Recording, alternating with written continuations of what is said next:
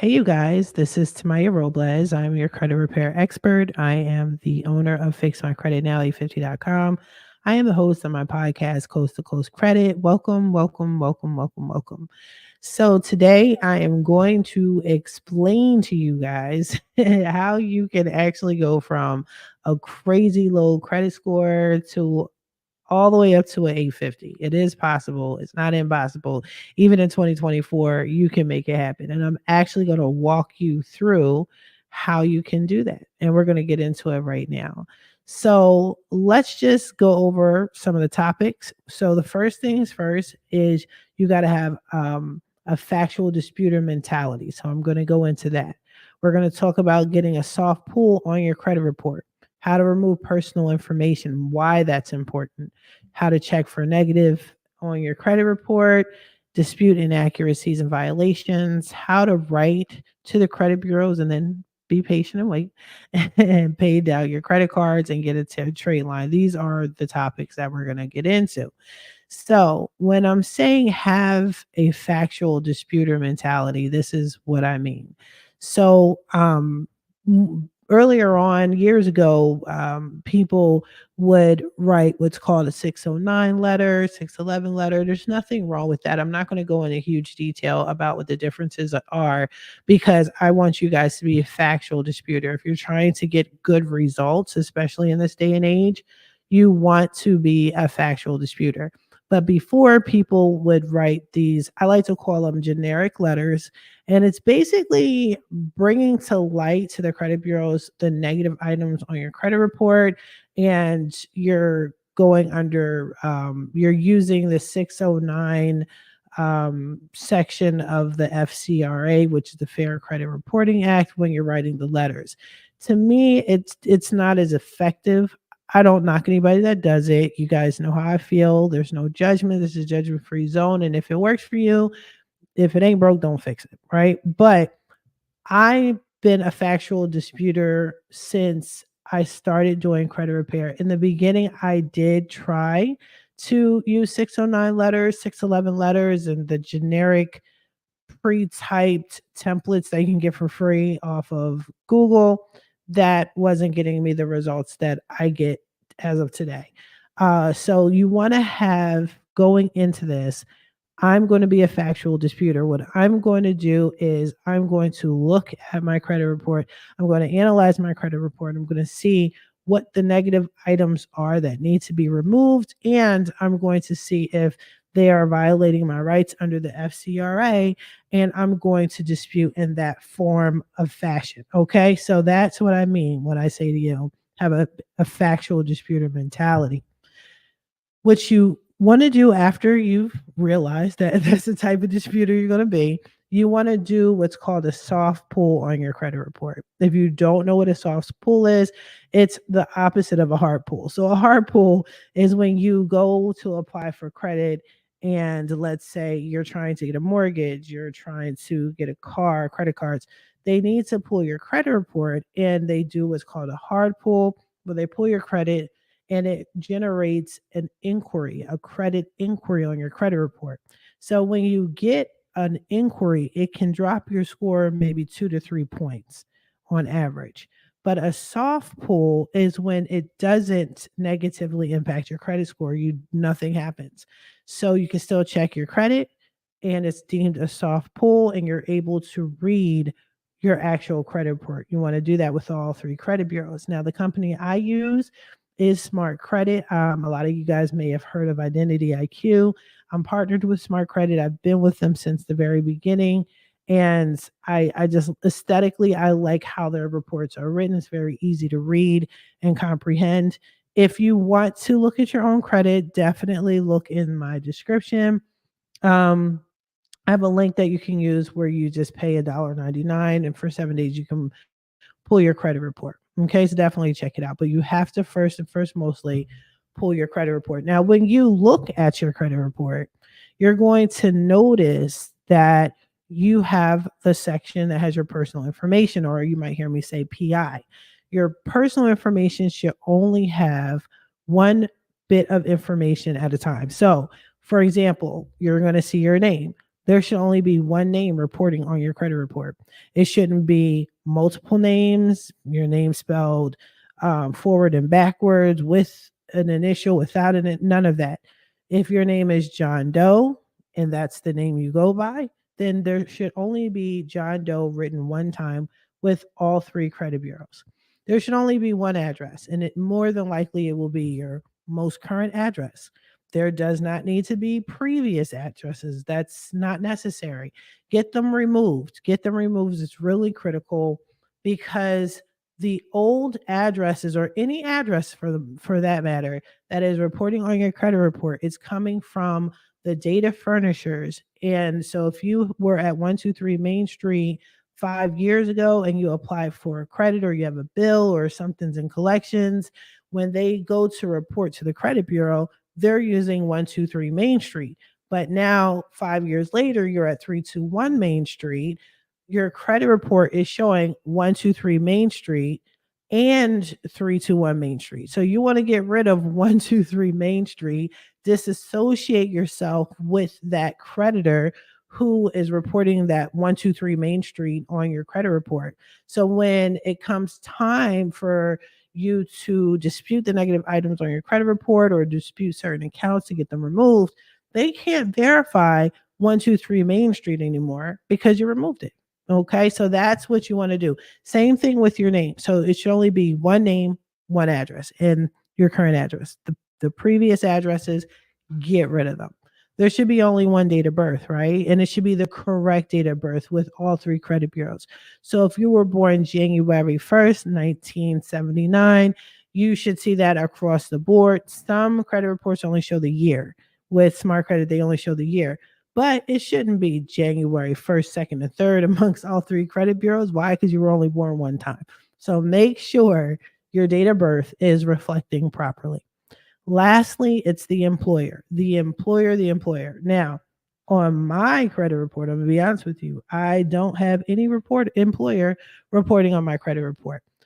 However, it is beneficial, especially if you're trying to get business credit, if you're trying to purchase a home, and they need to verify your employment. Anytime a creditor needs to verify your employment, it helps that you have an employer on there. So if you're self-employed, just put self-employed, but you don't need to have a whole bunch of employers reporting under your personal information. Why? Again, it makes you look unstable when it comes to lenders approving you, and that goes for credit cards or homes, home buy, anything, like I said, where they need to verify your employment, especially business credit. You don't want to seem unstable. So just get the employers removed and just stick to one. Now, the next thing you want to do is you want to check for negatives on your credit report. Now, this is very simple. You do not have to be a rocket scientist to do this. When you pull your credit report, you're going to look at your credit profile. Okay. In the profile, it shows everything on your credit report. Now, based off of the FCRA, there are certain things that are supposed to report on your credit report in a certain way. Everything needs to be 100% accurate on your credit report. That's amongst all credit bureaus, not just the three, not just Experian, Equifax, and TransUnion. I told you guys before, there are other credit unions, and there's like 63 in total. I did a video on that. I'll link it in this description, or I'll link it to the video so you can check it out. But yeah, like, make sure you're checking for negatives. And if you're not really sure, here's my rule of thumb. Once you pull your Smart Credit report, you want to look for colors. Colors. Anytime you're looking at an account and you see anything other than a blank portion or a green portion, then you need to dispute it. So when you see yellows, oranges, reds, and definitely a black color, that means that's a negative item. That's something that needs to be worked on because it is hurting your credit score. So you want to check for these negative items, and then you want to dispute. So you want to dispute the negative items. Now, here I'm talking about dispute inaccuracies and violations. So again, this goes back to the FCRA, the Fair Credit Reporting Act.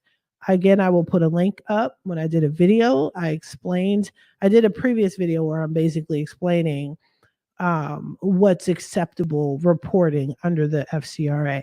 So if there's any inaccuracies or any violations per the FCRA, you want to get that off your credit report. And here's where that having that factual disputer mind comes in.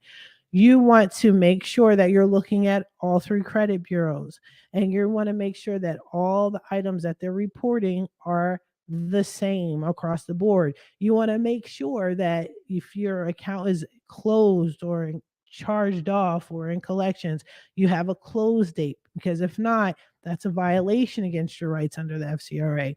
You want to make sure that there's a balance showing, or there isn't a balance showing if it's in collections. And if there is a balance showing, for example, you want to make sure that that balance is the same across the board, period.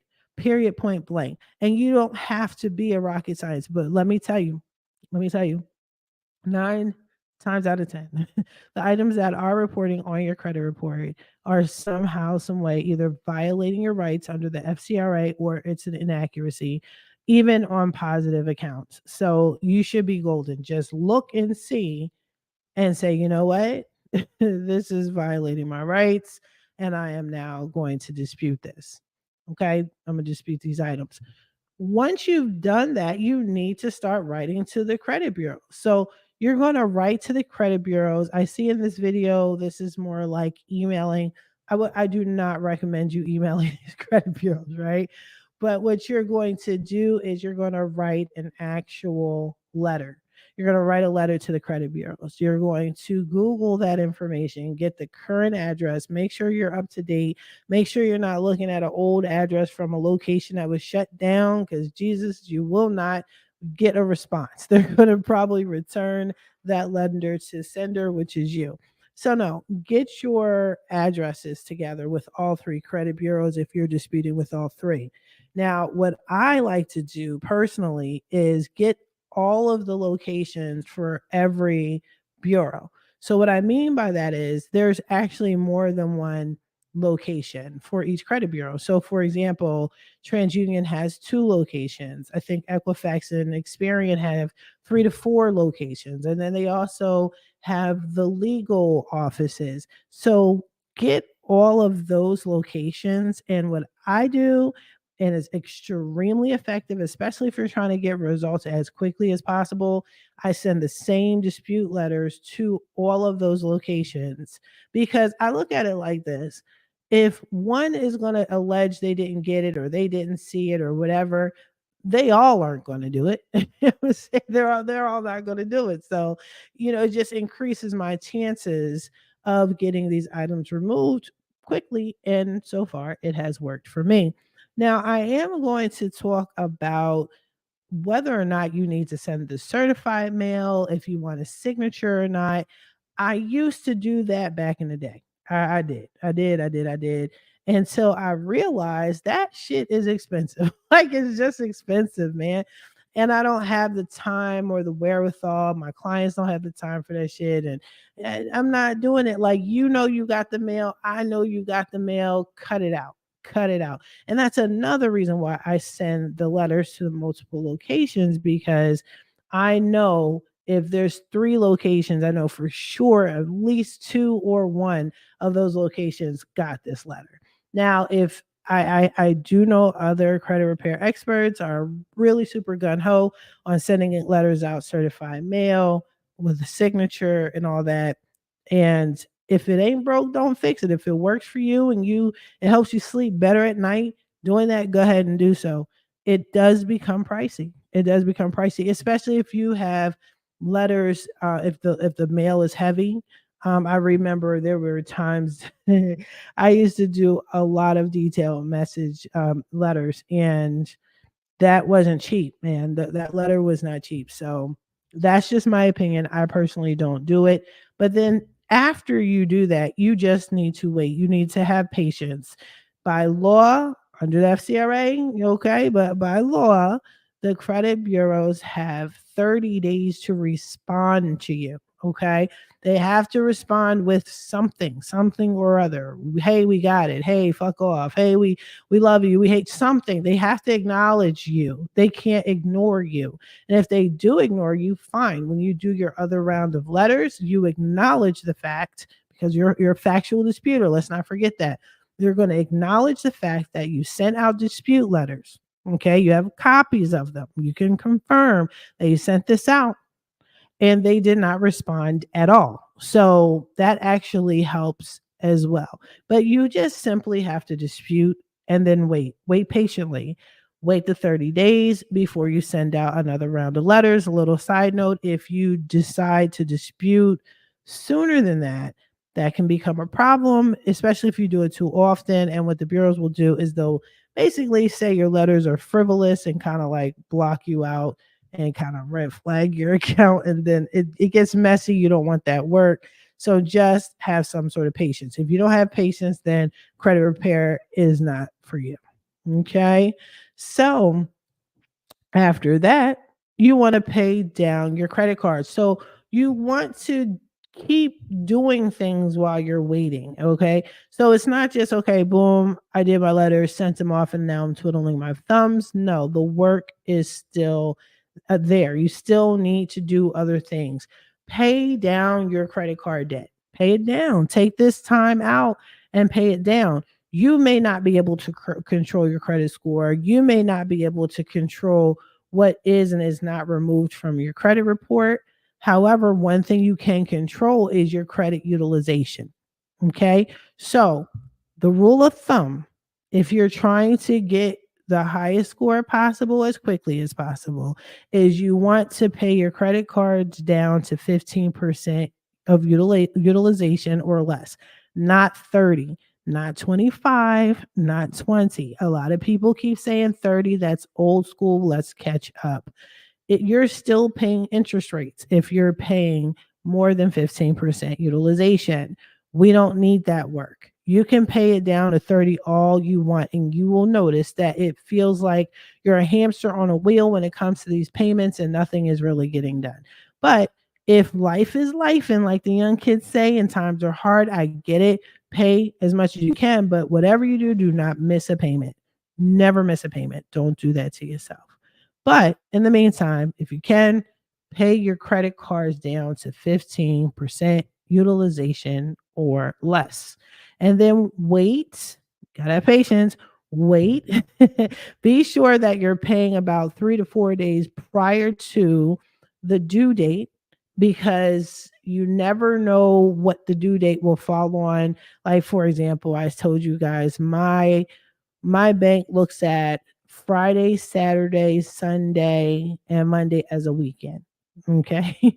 So if you made a payment on the weekend, they don't acknowledge it. It's real crazy, but they don't acknowledge it until Tuesday. So therefore, I'm going to be considered late if so you don't want to do that. Be careful of making your payments, putting it on an automatic withdrawal. I'm seeing a lot of people with missed payments because they just have the automatic withdrawal and it's on the due date, but the due date might fall on a weekend, on a holiday, and it doesn't count. It gets messy.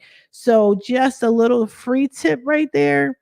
If you do decide to do the automatic withdrawal, definitely make it 3 to 4, give yourself wiggle room, okay? 3 to 4 days prior to the due date. And then about 2 to 3 days after that, you should see it report on your credit report and you're golden. Lastly, one of the things you want to do is get a trade line. Get a trade line. Get a trade line. If you don't know what a trade line is, again, I will link it in the description or within the video, what have you. But in a nutshell, if you do not have age, then you can get yourself a trade line. Buy a trade line at fixmycreditnow850.com. We sell all types of trade lines. Very effective, very much necessary when you're trying to get that 850 credit score. Now, I need you guys to understand the only difference between a 750 and 850 is age. Okay, that's it. That's all. So like I hate the fact that Biden took away so many people's student loans when all you had to do was a IDR, income driven repayment plan, right? But I digress. I digress. But a lot of people have an 850 or have age 20, 30, 15, 17 years worth of credit is because of their student loans. And the student loan is a trade line. Okay, it's a trade line. Having a mortgage and paying on a 30-year mortgage, that's a trade line. Okay. Now, if you're paying on it, it's year 15, now you're up in age. So now if your credit profile is together, you're more than likely in the 800 club. Okay. But if you do not have age, then you're not really going to bypass that 750 credit score. So getting a trade line helps. Getting a credit card, being an authorized user on a credit card, which is what most credit repair people mean, or people that are trying to get lines of credit in the business side. When they say they want a trade line, this is usually the first thing that comes to mind. There's other ways of getting trade lines, but for the most part, this is fast, this is common, and this is what they mean. If your utilization is just too high, and you're like, listen, I'm paying everything on time, but I kind of need assistance for a couple of months to at least lower it a bit, get on a trade line. Because remember, credit is about averages, people. Credit is about averages. Let's not forget that. So if you have high credit utilization, but then you get on a trade line that is extremely low, and I'm talking about under 10% utilization, you're golden. Your credit utilization is naturally going to drop, and then your credit score is going to go up. So that is how you guys can get to from a low credit score to a high credit score, all the way up to an 850. Hopefully this helps. I'm going to keep talking about this. Please understand, this is not impossible. This is not hard to do at all. Just follow those steps and you'll be golden. Okay. And if you don't want to do this yourself, definitely give us a call. Okay. Fix My Credit Now, e50.com. It's not only the name of my company, but it's also our website. So you can go on the website, schedule yourself a free consultation. The link is also in the description. Here's my contact information to reach us. I keep saying mine, but I am officially a team. So we will help you. Okay. We will help you. So definitely give us a call. Get on the website, email us if you have any questions, concerns. Definitely hit us up. But in the meantime, in between time, I wish you guys the best of luck on your credit journey, and you guys take care. Bye-bye.